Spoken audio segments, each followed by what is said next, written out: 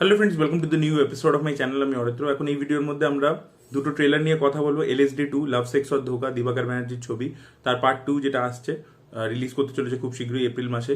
তো তার ট্রেলার চলে এসছে। এছাড়া একটি বাংলা ছবি যেটা সরিন্দর ফিল্মসের প্রোডাকশন থেকে আসছে, আলাপ বলে, যাতে মিমি চক্রবর্তী এবং আবির চ্যাটার্জি রয়েছে লিড চরিত্রে, সেই ট্রেলারটারও রিয়াকশন দেবো।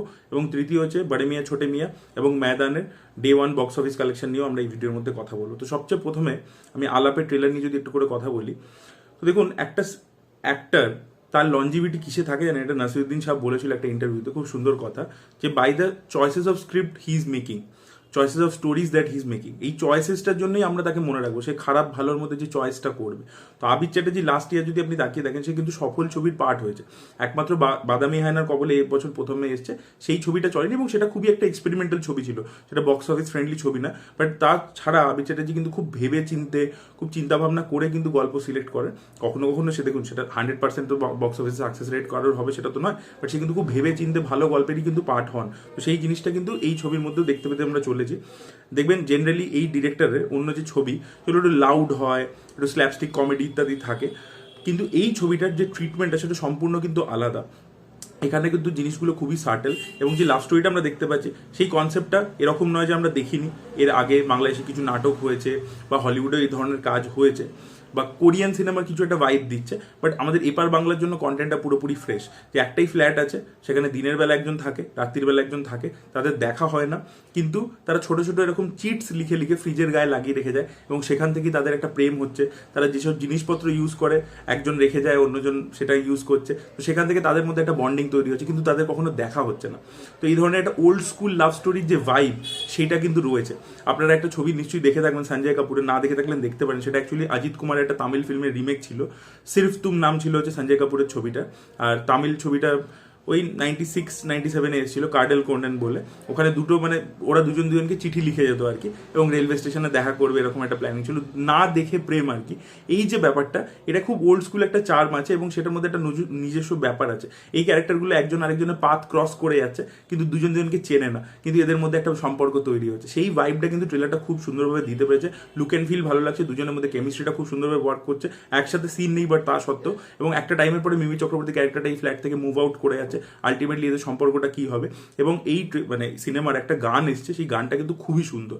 তো এর কনসেপ্টটা এবং ট্রিটমেন্টটা দুটোই আর কি ফ্রেশ একটা ভাইব দিচ্ছে। কাস্টিংটাও, মানে যে পেয়ারিংটা আমরা দেখতে পাচ্ছি, লাভ স্টোরির মধ্যে তো পেয়ার খুব ইম্পর্টেন্ট, সেটা কিন্তু এর আগেও দর্শক অ্যাপ্রিসিয়েটেড করেছে।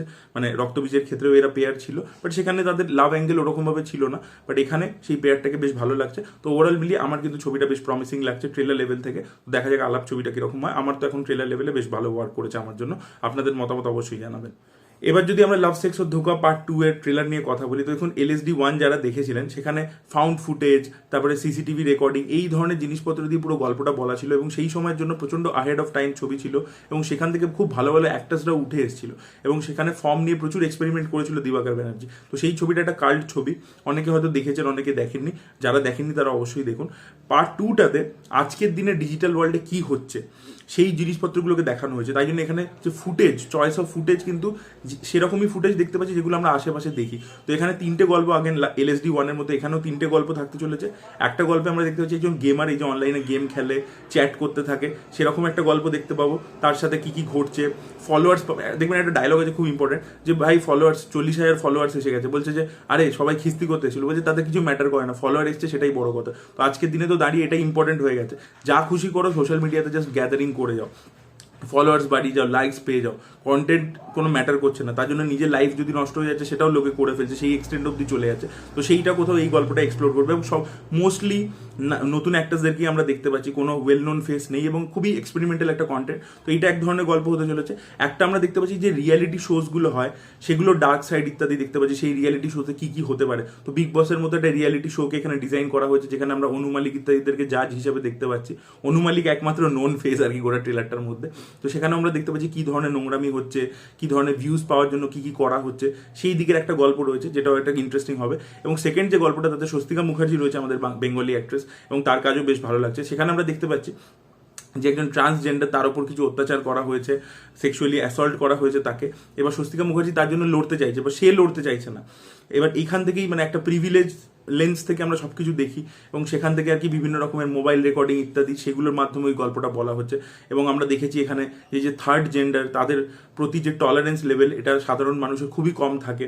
যে নর্মাল যে যারা জেন্ডার্স আছে যেগুলোকে জেনারেলি মানে বেসিক মেল ফিমেল জেন্ডারের লোকেদের থার্ড জেন্ডারের প্রতি একটা মানে একটা কেমন বলবো একটা মানে নিচু চোখে দেখা, একটু নাক সিটকানো এই ব্যাপারটা আছে। ঠিক আছে, আমরা হয়তো বলতে চাই না, আমরা নিজেদেরকে প্রোগ্রেসিভ দেখাতে চাই, কিন্তু আছে।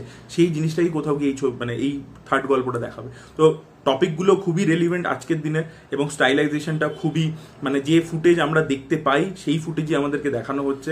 তার সাথে ভালো অভিনেতারা রয়েছে। দিবাকর ব্যানার্জি একজন national award winning film maker, খুবই অসাধারণ কাজ করেন। তো এই ছবির মধ্যে অসাধারণ কিছু কাজ হবে বলে মনে হচ্ছে। খুব এক্সপেরিমেন্টাল ছবি, ছবিটা দেখা যাক কীরকম রেসপন্স পায়।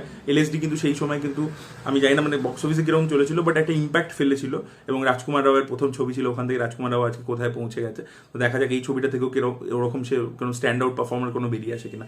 আপনারা যারা দেখেননি অবশ্যই গিয়ে দেখুন, আর কেমন লাগলো অবশ্যই জানাবেন। যদি বড়ে মিয়া ছোটে মিয়া এবং ময়দানের ডে 1 বক্স অফিস কালেকশন নিয়ে কথা দেখুন, ময়দান অ্যাকচুয়ালি পেড প্রিভিউ ছিল মঙ্গলবার দিনকে, এই বুধবার দিনকে সরি, এবং বৃহস্পতিবার দিনকে রিলিজ করেছে। তো ডে 1-এ ময়দান করেছিল 2.6 crore, মানে ডে 0 বলতে পারেন পেড প্রিভিউর ক্ষেত্রে। আর ডে 1 যেটা মানে যেটা থার্সডে যেদিনকে প্রপারলি রিলিজ করেছে সেদিনকে করেছে 4.5 CR। দুদিন মিলিয়ে 7 কোটি টাকার কাছে আর কি। এবার সেটা একেবারেই ভালো একটা ফিগার নয়। আর অন্যদিকে বড়ে মিয়া ছোটে মিয়া এটার কোনো পেড প্রিভিউ ছিল না বুধবার দিনকে, বৃহস্পতিবার দিনকেই পুরো ছবিটা রিলিজ করেছে এবং প্রচুর স্ক্রিনে রিলিজ করেছে ওয়ার্ল্ড ওয়াইড। সেখানে দাঁড়িয়ে ছবিটা 15.65 crores কালেকশন করেছে ডে 1-এ ইন্ডিয়া থেকে, যেটা খুবই খারাপ, কিন্তু খুবই খারাপ। এত প্রমোশন ইত্যাদি এত খরচা করার পরেও ছবিটা কিন্তু কালেকশন ভালো করেনি। এবং দুটো কালেকশন যদি মিলিয়ে দেন তাও আপনি দেখবেন সুলতান ছবিটা যে কালেকশন করেছিল বা চেন্নাই এক্সপ্রেস যেটা এত বছর আগে এসেছিল সেই ছবিরও যা কালেকশন ছিল তার তুলনায় অনেকটাই কম। তো এবারের ঈদটা কিন্তু পুরোপুরি ফাঁকা গেল। দেখা যাক পরের বছর সালমান খানের ছবি আসছে সিকান্দার এয়ার মুরগোটাসের সাথে, সেটা কোথাও কি এটাকে কম্পেনসেট করতে পারে কিনা। আপনাদের কি মতামত? ময়দান ছবিটা কিন্তু ভালো হয়েছে, বিএমসিএম ছবিটা তো ভালো হয়নি, বিসিএমসি হয়ে গেছে পুরোপুরি। তো আপনারা কোন ছবিটা দেখেছেন, আপনাদের কি মতামত অবশ্যই কমেন্ট সেকশনে জানাবেন। এই ভিডিওটা ভালো লেগে থাকলে লাইক করুন, শেয়ার করুন, চ্যানেলকে সাবস্ক্রাইব করতে ভুলবেন না। Bye bye.